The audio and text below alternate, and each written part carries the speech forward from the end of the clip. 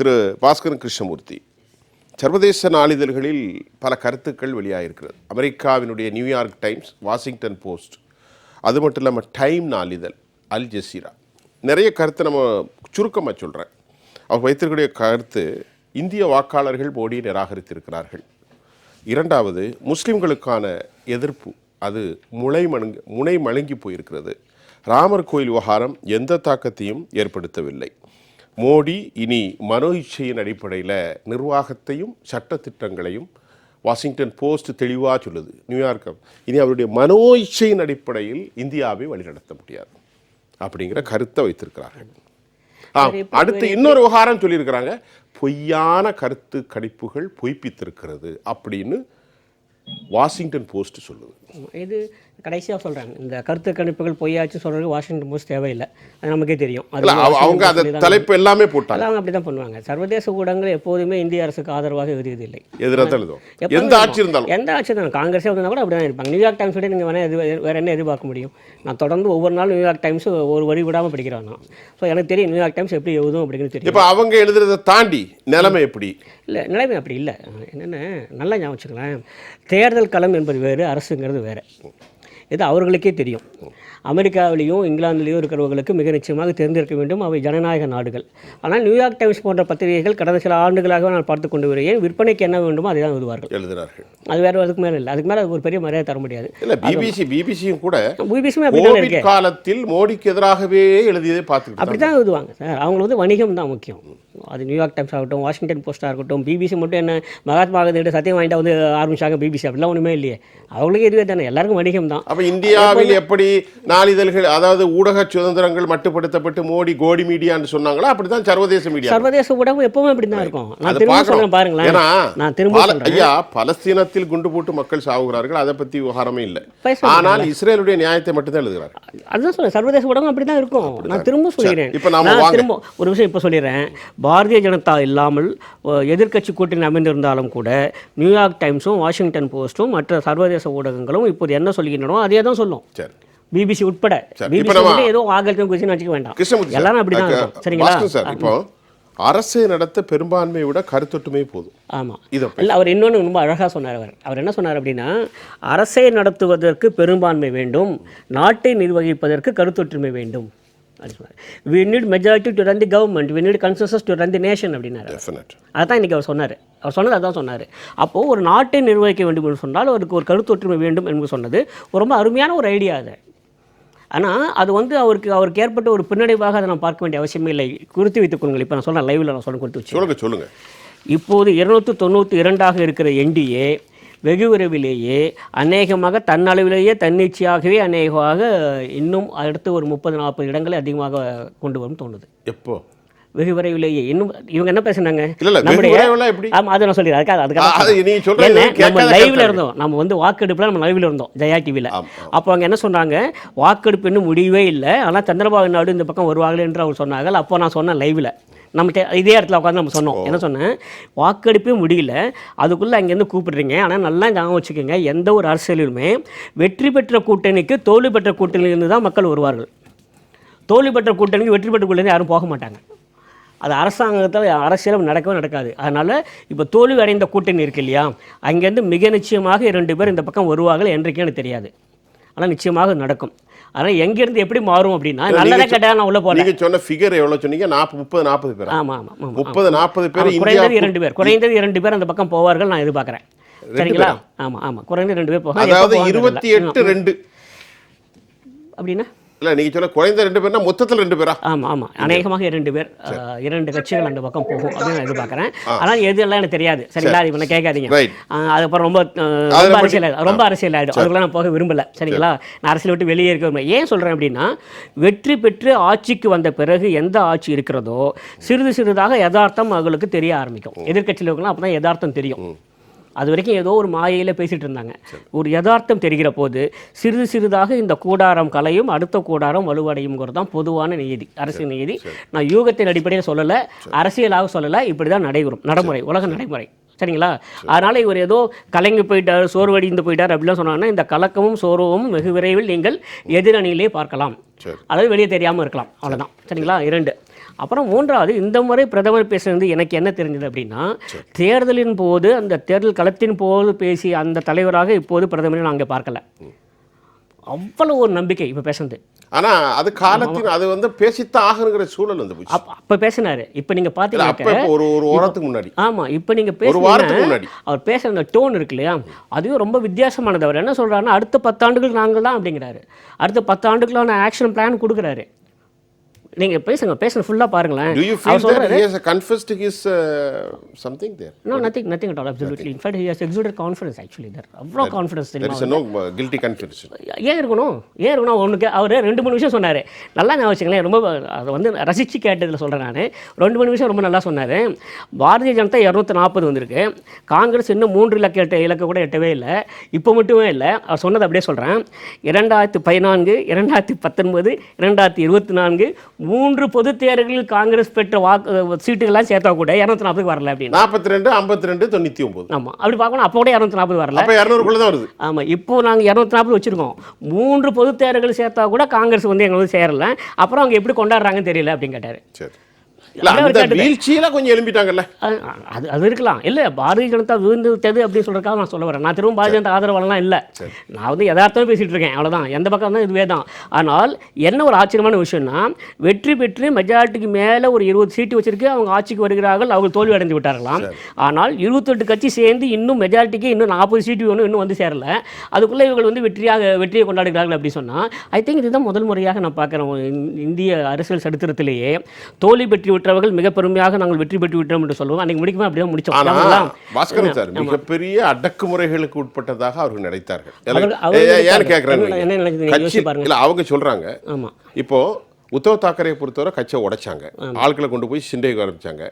பவார அதே சூழல் ஏற்றுக்கொள்ளவே இல்லை, எல்லாத்தையும் இல்ல மம்தாக்கு அதே சூழல், தேஜஸ்விக்கும் அதே சூழல், அகிலேஷுக்கும் அதே சூழல், காங்கிரஸுக்கும் அதே சூழல். இப்ப எல்லாருமே ஒன்றை இணைஞ்சி பரவாயில்லடா நமக்கு ஓரளவுக்கு நல்லதுங்கிறேன், அது வேணும், இந்திய ஜனநாயகத்துக்கு அது வேணும். பரவாயில்ல, இவ்வளவு பிரச்சனைகளுக்கு அப்புறம் நாம ஓரளவு ஜெயிச்சிருக்கோம். லைவ்ல நம்ம சொன்னோமே, ரொம்ப நல்லது. இன்ஃபேக்ட் 2 அணிகள் எது வந்தாலும் நமக்கு சந்தோஷம் தான், ஏன்னா இந்திய ஜனநாயகம் வலுவாக இருக்கிறது அப்படின்னு நீங்க பதிவு செஞ்சீங்க. அப்போ சொன்னோம் ஆக்சுவலா லைவ்ல பதிவு செஞ்சு என்னட்ட. ஆமா, இன்னொன்னு சொன்னேன் உங்கள்கிட்ட, யாரும் வெற்றி பெறவும் இல்லை, யாரும் தோல்வி பெறவும் இல்லைன்னு தான் முடிச்சோம் அன்னைக்கு. இன்றைக்கும் சொல்கிறேன், யாருக்கும் வெற்றி இல்லை, யாருக்கும் தோல்வி இல்லை. ஆனாலும் அடுத்த 10 ஆண்டுகளுக்கு அநேகமாக பாஸ்கரன் சாருடைய பேச்சு வந்து பிரதமருடைய பேச்சு நம்பிக்கை ஊட்டுகிறது. அவருடைய பேச்சில் நம்பிக்கை இருக்கிறது, எனக்கு நம்பிக்கை ஊட்டுகிறது சொல்லல, அவருடைய பேச்சில் அவருடைய நம்பிக்கை வெளிப்படுகிறது சொன்னேன். அவருடைய பேச்சில் அவருக்கு நம்பிக்கை, என்னுடைய நம்பிக்கை சொல்ல. சார் சொல்லுங்க.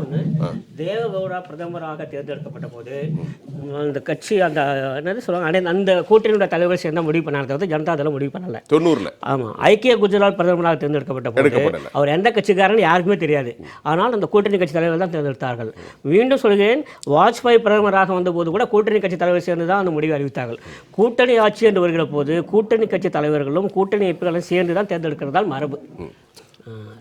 இப்போ நம்ம பேசுறது இப்போ இந்த ரெங்கராஜ் சார் சொன்ன கருத்து ஒன்று இருக்கு இல்லையா.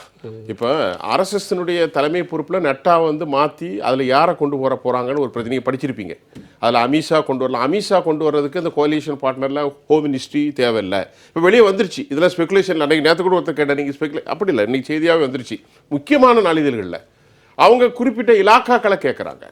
இப்போ செக் அண்ட் பேலன்ஸ் பல விஷயங்களுக்கு இருக்கத்தான் செய்யுங்க. பாருங்கள், கூட்டணி ஆட்சிங்கிறது ஒரு தனிப்பட்ட ஒரு தனி கட்சியோடைய ஆட்சி மாதிரி இருக்கவே முடியாது, சரிங்களா. எப்போவுமே அது இருக்க தான் செய்யும், சரிங்களா. எல்லா பக்கங்களிலும் எல்லோரும் இருக்க தான் செய்வார்கள். வாஜ்பாய் தான் எனக்கு தெரிஞ்ச வரையில் உலக அரசியலில் கூட்டணி ஆட்சியை மிக சாதகமாக மிகவும் நாகரிகமாக நடத்தி சென்றவர் அவர் தான். ஆனால் அப்போது அவருக்கும் கூட ஏராளமான அழுத்தங்கள் இருந்தன. ஒரே ஒரு உதாரணம் சொல்கிறேன், நீங்கள் பாருங்களேன். பெயர்லாம் சொல்ல விரும்பலை, நீங்களே புரிஞ்சுங்க. டாக்டர் மன்மோகன் சிங் பிரதமராக இருந்தபோது ஒரு குறிப்பிட்ட நபர் மீது அவர் அமைச்சர்கள் இருந்தபோது அவர் மீது நடவடிக்கை எடுக்க வேண்டும் என்று விரும்பினார். ஆனால் அவரால் எடுக்க முடியவில்லை. யாருங்கிற நான் சொல்ல விரும்பலை, நீங்களே பாருங்கள். அப்போது அது வெளிப்படையாக எல்லா இடத்துலையும் வந்தது. அதுக்கப்புறம் கடைசியாக என்ன பண்ணார், அந்த ஒரு குறிப்பிட்ட அமைச்சரோட தோளில் தள்ளிட்டு போனார் டாக்டர் மன்மோகன் சிங். அதாவது என்னையும் மீறி அமைச்சராக இருக்கிறாய் வாழ்த்துக்கள்னு சொல்கிற மாதிரி சொல்லிட்டு போனார், சரிங்களா. இது நடந்தது. அப்போது இது மாதிரியான ஒரு அழுத்தம் இங்கே இருக்கிறதா என்று சொன்னால் இல்லை. அது ஒருத்தர் நான் பாராட்டுவேன். என்னென்னா, சந்திரபாபு நாயுடுவாக இருக்கட்டும், நிதிஷ்குமார் ஆகட்டும், அவங்களே ரொம்ப சீசன்டு கேம்பெயினர்ஸ். அதெல்லாம் டவுட்டே கிடையாது ஆக்சுவலாக. And they're not new coalition government. இது மாதிரி ஒரு கூட்டணி ஆட்சி நடைமுறைக்கு அவர்கள் ஒன்றும் புதியவர்கள் அல்ல, ஏற்கனவே இருந்திருக்கிறார்கள். அவங்க ஏற்கனவே இருந்திருக்கிறார்கள். அது மட்டுமே இல்லை, யார் உண்மையிலேயே கூட்டணி ஆட்சிக்கு தொந்தரவு தருவார்களோ அவர்கள் யாரும் இப்போதைக்கு என்டிஏக்குள்ளே இல்லை என்ன கேட்டால். நான் கடந்த சுமார் 77ஆம் ஆண்டிலிருந்து பார்த்து கொண்டு வருகிறேன்.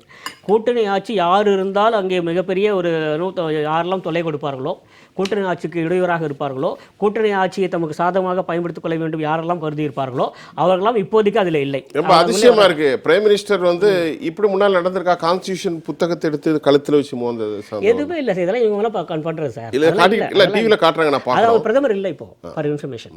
பிரதமர் இல்லை. இல்லை கேர்டேக்கராக இருந்தாலும் கூட இல்லை. நான் என்ன சொல்றேன், ஒரு நல்லது பண்றாங்கன்னு வச்சுக்கலாம், வரவேற்றுட்டு போகலாம். இப்போ ஒரு முக்கியமான கேள்வி சார், யாருமே வந்து நம்ப முடியாத ஒரு விஷயம் நடந்துச்சு உத்தரப்பிரதேசத்தில் சார். ஆமாம், அது ப்ரிடிக்ஷன் கூட 80க்கு 80. நம்ம சொன்னோமே அப்பயே. இல்லை இப்போ நான் உங்ககிட்ட கேட்குறேன். இப்போ இன்னைக்கு வந்து தகவல் வந்துட்டு அதில் 43 தொகுதிகளில் இவங்க ஜெயிச்சிட்டாங்க. யாரு? அவங்க. பிஜேபி 36, ஒன்று இன்னொரு பார்ட்டி, அதாவது சந்திரசேகர் பீமார்மி அப்படி தானே நினைக்கிறேன். சரி, அதை விட்டுருங்க.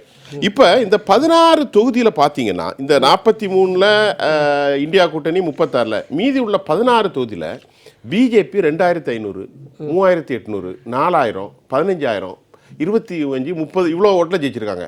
அது அல்லாமல் மீதி கொஞ்சம் தொகுதியில் ஜெயிச்சாங்க பாருங்க. இது ஒத்தமே 2 பேருக்குள்ள டிஃபரெண்ட் 1.5% 2.35 தான் இருக்கு. இது எனக்கு என்ன ஆச்சரியத்தை ஏற்படுத்துனா, இப்படிப்பட்ட ஹார்ட்கோர் ஹிந்துத்துவா அர்பன் சபர்பன் அப்புறமா வந்து ரூரல் 3ஆ பிரிச்சா கூட எல்லாருமே அந்த மாநிலத்தில் பிஜேபிக்கு எதிராக இருக்காங்க. இந்த 1% எல்லாம் நான் ஜெயிச்சுட்டாங்க.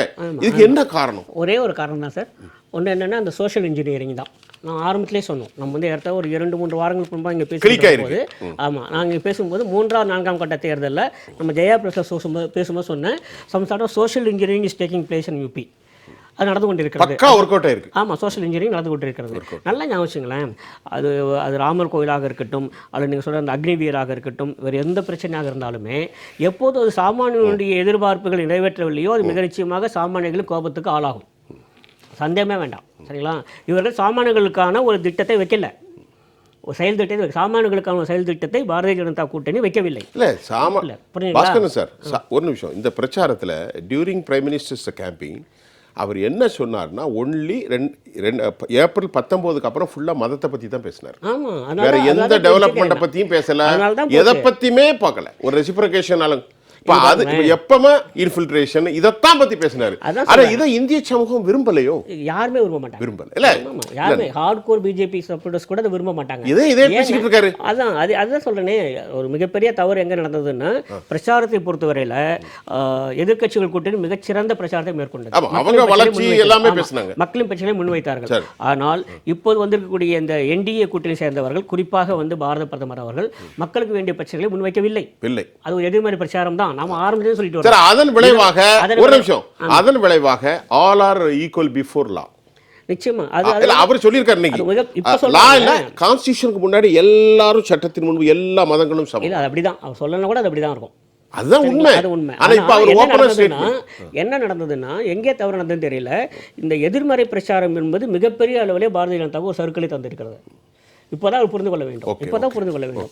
அது இல்லை அப்படிங்கிறத நமக்கு மனசு வருத்தமாக இருக்கு. ஏன் இப்படி பண்ணுறாங்க? ஏன் எதிர்மறை பிரச்சாரம் சொன்னாங்க? நேர்மறை பிரச்சாரம் பண்ணிட்டு போவாங்க, உங்களுக்கு விழுற ஓட்டு விடட்டும், ஜெயிக்கணும் கூட பரவாயில்ல. இது இந்த மாதிரியான ஹிந்துத்துவாவோ இல்லை எந்த துவாவோ இருக்கட்டும், இந்துத்துவாவோ கிறிஸ்துவத்துவாவோ இஸ்லாமியத்துவாவோ எந்த ஒரு துவாவும் ஹார்ட்கோரா ஒரு தேசத்தை வளர்ச்சி எவ்வளவு பயங்கரமா பண்ணவே முடியாது. ஆனால் எதிர்க்கட்சிகள் பண்ணலாம் சொல்ல முடியாது. எதிர்க்கட்சிகள் மத அரசியல்வாதிகள் எல்லாரும் பண்ணுவாங்க. ஆனால் நம்ம அவங்க ஜாதியை பண்ணிட்டு இருக்காங்க, அவங்க வந்து ஜாதியை வச்சு பண்ணிட்டு இருக்காங்க. எதிர்க்கட்சிகளும் மிக முக்கியமாக ஜாதியை வச்சு ஜாதி அரசியல் தான் ஓடிட்டு இருக்காரு. நமக்கு தெரியும்.